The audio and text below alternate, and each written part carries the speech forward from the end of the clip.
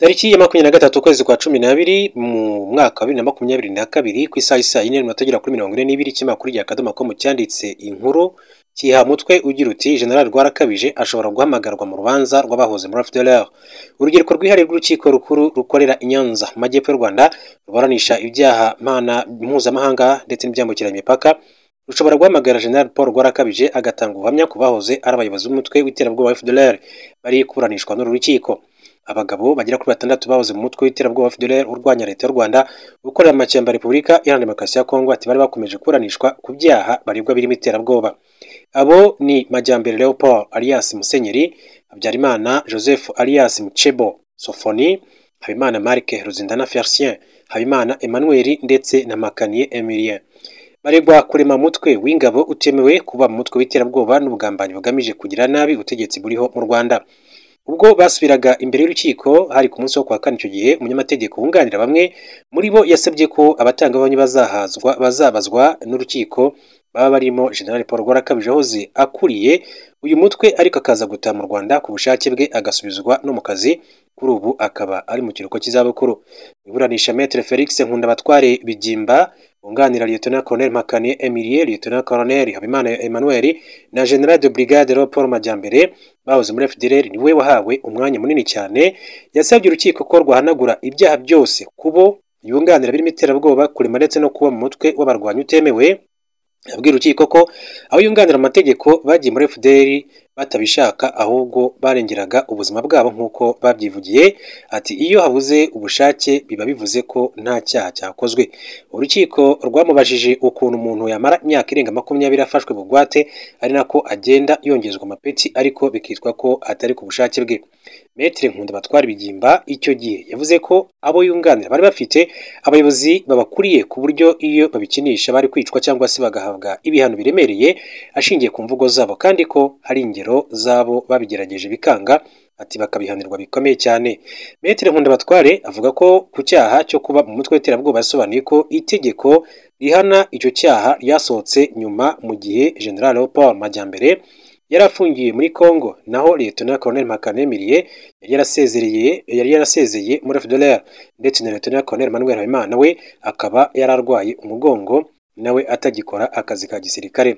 Maître Nkundabatware yifuje ko abatangabuhamya batanzwe n'abakiriya be nabo bazabazwa n'urukiko. Yavuze ko Lieutenant Colonel Makaniye Emilien na General de Brigade Leopold Majyambere batanze abatangabuhamya barimo General Rwarakabije Paul babanye muri FDLR ari umuyobozi wabo. Ati Leopold na Makaniye batanze nabo abatangabuhamya barimo General Rwarakabije Paul ati banabanaga muri FDLR ariko bo ntibigeze babazwa. Hari ibishoboka ati nabo bazabazwa nk'uko abo ku ruhande rw'ubushinjacyaha babibajijwe. Urukiko rwavuze ko rutanze kubaza abatangabuhamya bo ku ruhande rw'abaregwa ko rwabanje kumva kwiregura kwabo. Rwavuze ko nyuma ruzasuzuma niba ari ngombwa ko abatangabuhamya batanzwe bahamagazwa bakabazwa. General Paul Rwarakabije wayoboye FDLR FOCA yagiye avugwa muri urubanza yatashye mu Rwanda muri 2023 asubizwa mu kazi ka leta. Kuri ubu rero akaba ari mu kiruhuko cy'izabukuru. Abagabo 6 bakurikiranwe mu rukiko i Nyanza bakana ibyabashinjwa bagasaba kujyanwa mu kigo cya Mutobo guhabwa amasomo yo kubasubiza mu buzima busanzwe nk'uko byagiye bigenda kuri bagenzi babo ndetse no kubara abayobozi n'abarwanyi babo batahutse mu bitandukanye ku bushake cyangwa se hakoreshejwe ingufu.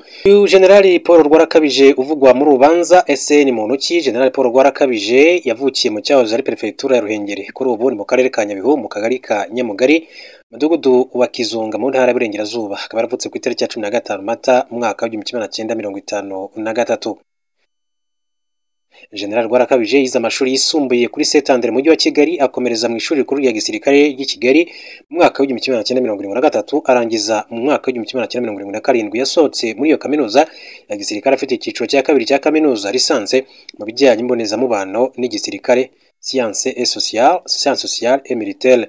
Aganira n'ikinyamakuru Izuba Rirashe yatangaje ko yagiye gukomereza mu gihugu cy'Ubufaransa amarayo umwaka mu mahugurwa ya gisirikare mu bijyanye n'itumanaho. Akomeje akora amahugurwa mu bya gisirikare aho mu mwaka wa 1985 n'umwaka wa 1990 yayakoreye mu ishuri rikuru rya gisirikare rya Kigali. Nyuma ngo yagiye akora ingendo shuri mu Bubiligi mu mwaka wa 1990 yari afite ipeti rya majoro. General Major Paul Rwarakabije muri icyo kiganiro cy'imakuru Izuba Rirashe yavuze ko akirangiza mu ishuri rikuru rya gisirikare ry'i Kigali yashinzwe imirimo muri gendarmerie cyangwa se gendarmerie y'igihugu ijyanye no gucunga umutungo kuva mu mwaka w'igihumbi kimwe magana cyenda mirongo irindwi n'umunani kugeza 79 ngo yimuriwe muri Minisiteri y'Ingabo muri serivisi zishinzwe umutungo. Ati ntabwo natinzemo kuko nahise njya mu yandi mahugurwa mu Bubiligi hari mu mwaka w'igihumbi kimwe magana cyenda mirongo inani. Uwo mwaka kandi mwaka w'igihumbi kimwe magana cyenda mirongo inani ujya kurangira ngo yagiye gukora muri Etat Major ya gendarmerie aho yari ashinzwe icungamutungo logistique. Ati mu mwaka w'igihumbi kimwe magana cyenda mirongo inani na kabiri nimuriwe mu mutwe wa gendarmerie witwaga uw'ubwubatsi kugera mu mwaka w'igihumbi kimwe magana cyenda mirongo inani n'icyenda. Ubwo rero nahise nimurirwa ati mu mutwe wa gendarmerie witwaga Groupe Mobile ya Kigali.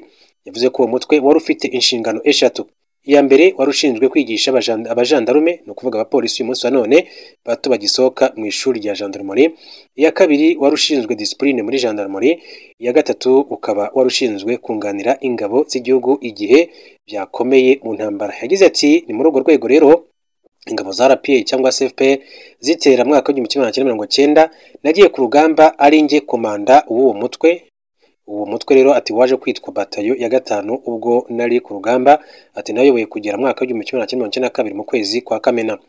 Muri uko kwezi kwa Kamena ngo yimuriwe muri Etat Major ya gendarmerie ashingwa ibikorwa bya gendarmerie ari byo bitaga mu gisirikare G3.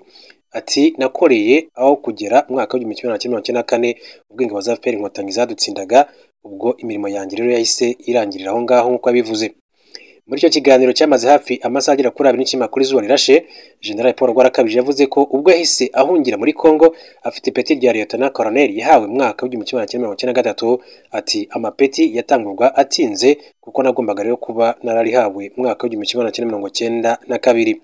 Rwarakabije akigera muri Congo ngo yahise ajya mu nkambi ya Katare muri Rucuro. Ati ariko kubera ibikorwa bya gisirikare byakomeje kwisuganya ati nabijyagamo mu nkambi ya Mugunga yari hafi y'umujyi wa Goma. Ati kuko ariho habaga Etat Major yahoze ari abasirikare b'u Rwanda mbere y'umwaka w'igihumbi kimwe magana cyenda mirongo icyenda na kane ex-FAL. Ati ni ukuvuga mu mwaka w'igihumbi kimwe magana cyenda mirongo icyenda na kane icyenda gatandatu aho inkambi zaje gusenywa n'ingabo z'u Rwanda kuko haturukaga ibitero byatezaga umutekano muke mu Rwanda.